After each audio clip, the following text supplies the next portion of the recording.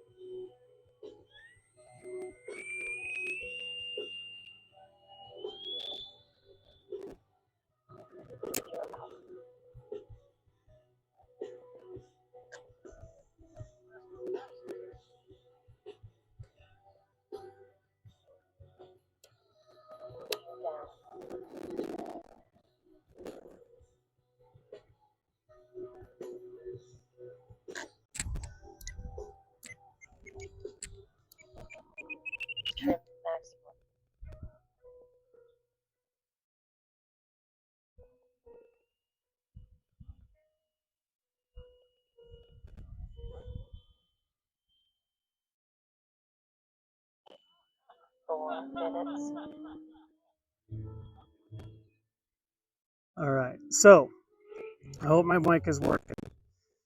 So just talking through what just happened, took off and climbing out kind of slow, but that's okay. I kind of expected that. Pulled the gear because I anticipated that the landing or the center of gravity was going to be too far forward for flight. Now, as soon as I pulled it up, it started getting a little wonky trying to pull around, which means that the center of gravity moved too far aft, which means I did balance it correctly, but it's too far aft. So I need to take some tail weight out. Or I could just add more nose weight. That works too. It's a little bit easier to do. I can shift those batteries around further forward. So now we're gonna try a little, that's half flap. Balloons a little bit, adds a lot of drag. Flaps back up. I'll also note that we've got all my aileron to the right, so there's something going on there too. I need to try to trim that out. So it still wants to roll to the left, even after adding all that trim. But otherwise, she flies great. This is about the speed that I expected, not too fast. This is about half throttle. But very stable, very controllable.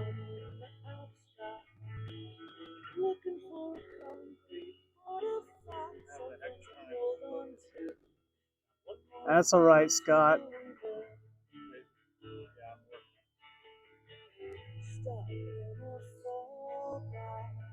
All right, landing, right to left. 2 minutes. Okay, we're gonna try to just ease back on the throttle.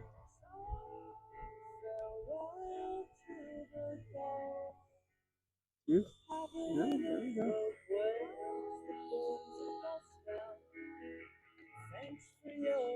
Very nice, very nice, very nice. Nice and gentle.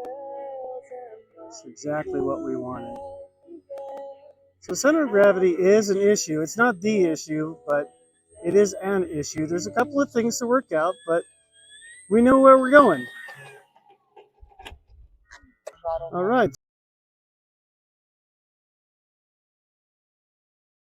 Behind that one, we'll have John Rozier. He'll be doing a B.17, and then we'll have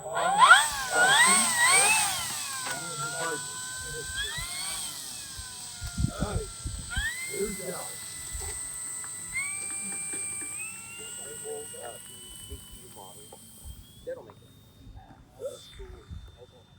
Second take. I used to fly big.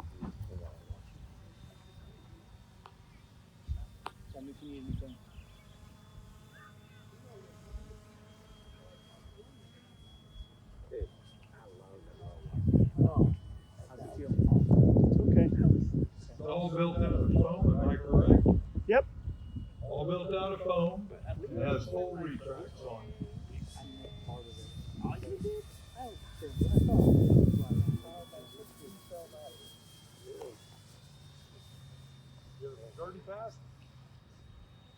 Takeoff was the dirty pass. Is that wheel hanging out? No, that's good. It's just the spats. The wheels are always hanging out.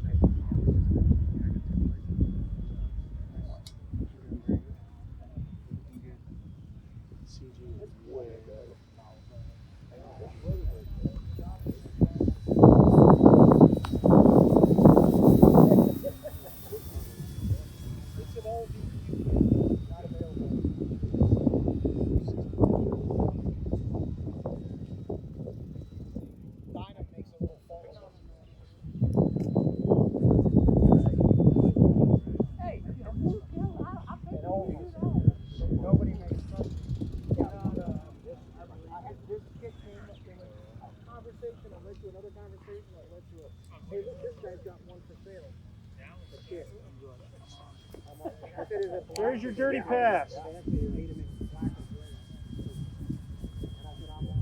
There we go. That looks good. All right, let's go ahead and place the wheel on this one if you don't mind.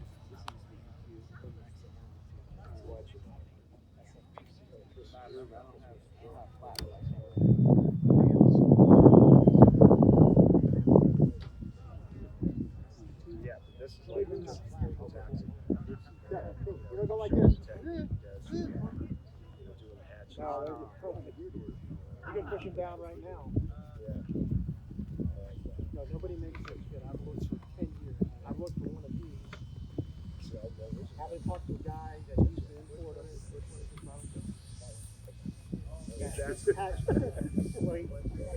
all right. Give him a hand. That was a great land. Great job. All right. We got John Rozier Jr. He's going to be out with a T-1. He normally flies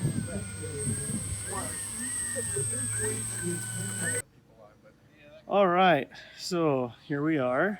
Last day of SEFF. Almost everybody has left. Even my tent is ready for me to sleep here one last time. I'll be breaking down camp in the morning, early morning. Okay, so got to go over a couple of things here. So thoughts going through on a Saab. So the Saab flew great, both flights, okay? Learned a lot of things. First of all, this is why scratch building is harder than some people think. So we calculated the center of gravity. I calculated it. Other people did too. I had independent verification. And here, it was wrong, okay? It was just wrong. So the first flight took off, seemed stable, seemed a little bit nose heavy, not terribly so. But then when I pulled the gear up, definitely tail heavy. Needed a bit of trim, and I used up all of my trim. And so those were the two big things. Plane flew great, very stable, did what I wanted to do, very predictable, and took it down. And when I landed, I came back and I noticed that the landing gear on one side cracked and broke free. So I spent some time re-gluing that. I used Gorilla Glue on site. Don't know how, but like not enough epoxy got into my dowel pins. I dowel pinned everything so that it would work right. The other thing that I have to make mention of on the landing gear is I built it as light as possible because I knew that I was trying to limit the amount of nose weight. Because I was thinking, it's probably looking to be pretty heavy on the nose, so I was going a little bit lightweight there. So moving forward, I'm probably going to be doing a box mount on that. So more on that to come. Now, the last thing I want to note is that as the temperature changed, the inflatable tires swelled, got more swollen. They got more bigger, more rounder, and because of that, the little amount of clearance that I had there, I was rolling it around, and the fine Bermuda grass that's here at SEFF, it was getting caught in the wheels and preventing it from rolling freely. So I got out Ben's Dremel and made some more clearance. I looked at the center of gravity and said, huh, I wonder what I can do about this. So the 2 batteries had been laying flat on that whole tray. And I thought, well, what does the center of gravity look like if I put both batteries up front? And the center of gravity was like just dead on with where it was when the landing gear was down before. So I figured, okay, it's a pretty safe bet that it'll be flyable. I can try to fly it again. And then Bob had asked me to fly again at noon demo today, which I said, sure, I can do that. I'll try to fly the Saab. So that's why we have the Saab Flight 2 video. So a lot of things learned from that video. Took off, wasn't quite sure exactly how sensitive the elevator was going to be. It seemed like it took forever to take off. The more I fed it, so like how nose heavy is it going to be? Do I need to leave it on the ground? And then that's when I just added more power and like it just took off. It was great. Okay, so we're in the air, we're flying, coming around, and he says, do a dirty pass. The dirty pass was my takeoff. It's sort of like, okay, there's only so much I'm going to do on a second flight. But then I went high after I pulled the gear up, and it was flying just fine. And I tested the flaps, and the flaps just made it balloon a little bit. It was just very subtle, but it slowed the airplane down great. And I'm like, okay, here we go. Threw that landing gear down, put the flaps at half, and that just made all the difference in the world on that landing. It was a beautiful, beautiful landing. Haven't even taken time to inspect the landing gear yet. I'll do that when I get home. As soon as we were done the noontime demo, we broke down camp and help other people break down, make sure everything's dry, ready to go. Hook the trailer back up to the car. So we're ready to go. We got some rain rolling in here probably in the next hour or so. And I'm going to hunker down. Gonna wake up early in the morning, like 3 a.m. and get on the road and see my family in about 12 hours of driving. Overall, it's been a really fun event. Some rain, some heat. I got a nice tan line. Check that out, right?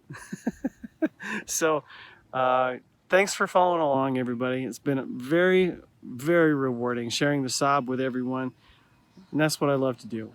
I love sharing these flying works of art because they are special. And the people that built them originally, the people that flew them, the people that maintain them, thank you to all the Swedish airmen who participated in that part of history. And until next time, keep working on your flying works of art.